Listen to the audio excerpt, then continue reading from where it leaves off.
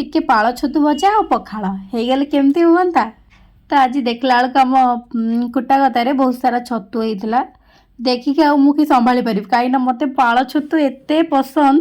ବଜାର ଛତୁ ଅପେକ୍ଷା ତ ପାଳ ଛତୁର ଟେଷ୍ଟ ବହୁତ ହି ଭଲ ଲାଗେ ଆକ୍ଚୁଆଲି।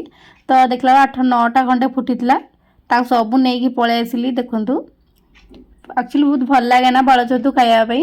ତ ଆଉ କ'ଣ ବସିକି ତାକୁ ସବୁ ବାଛିଦେଲି ଭଲସେ, ଟିକ୍ ଟିକ୍ କରି ବାଛିଦେଲା ପରେ ତାକୁ ଭଲସେ ଧୋଇଦେଲି ହଳଦୀ ପାଣିରେ, କାହିଁକିନା ଯାହା ବି ହେଲେ ବାହାରେ ଫୁଟୁଛି ନା। ତ ଧୁଆଧୁଇ କଲା ପରେ ଟିକେ ପିଆଜ କଟାକଟି କରିଦେଇଥିଲି। ଆଉ ପିଆଜ କାଟିଲା ବେଳେ କାନ୍ଦିବାଟା ମୁଁ ସିଓର।